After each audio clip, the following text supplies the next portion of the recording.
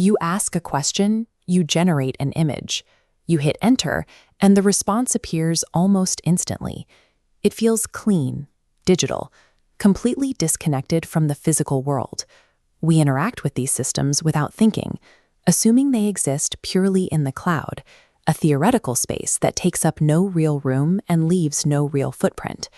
But the next critical resource crisis we face may have nothing to do with data. It will be about water. Behind every clean AI interface is a sprawling physical reality. These models require massive, concrete data centers to process billions of calculations a second. Treating AI as a purely intellectual tool creates a blind spot.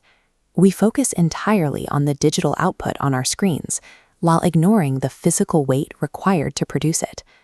To understand this, you have to look at the ground. AI operates inside giant, windowless facilities built to house tens of thousands of processors. This thermal map shows AI's physical byproduct. Pushing computational power through processors generates extreme heat. Left alone, the hardware would melt. To combat this, data centers pump cold water directly over the processors to absorb the heat. Maintaining that baseline temperature isn't a one-time event. It requires a continuous, active flow of millions of gallons of water every single day. Every prompt you type and every image you render creates friction inside a microchip. That friction requires a mechanical volume of water to cool it down. These data centers are not built randomly. Companies place them wherever they can secure the massive amounts of water they need, even in regions already facing strict usage limits. The algorithm doesn't factor in local droughts or human needs. The system is designed to prioritize its own operational survival. When big tech companies approach a region, they bring heavy influence. They offer massive investments, new infrastructure, and local jobs. Local governments frequently approve these massive water allocations, despite existing pressure on regional supplies. The immediate economic promise of a data center often outweighs concerns about the long-term stability of the local aquifer. The result is literal. Water meant to sustain local agriculture and community reservoirs is pulled directly into industrial intake pipes to keep server farms running.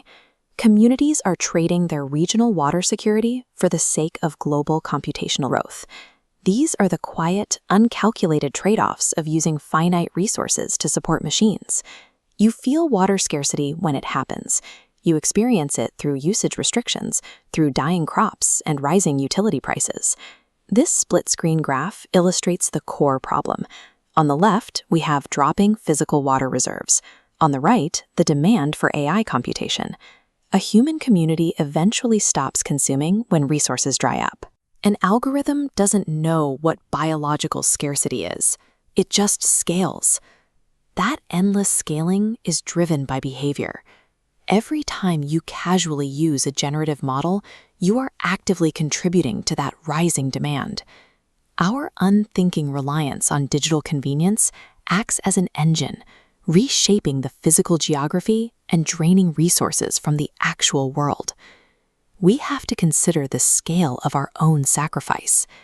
Every new layer of AI integration demands a matching withdrawal from our natural environment.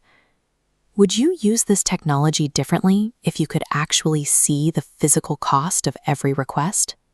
Scroll down and let me know your thoughts in the comments. And if this made you think, hit like, subscribe, and turn on the bell so you don't miss our next deep dive. You think you're in control, but most of the time, you're just reacting to systems you don't even see. This is Cognitive Cage, and the door was never locked.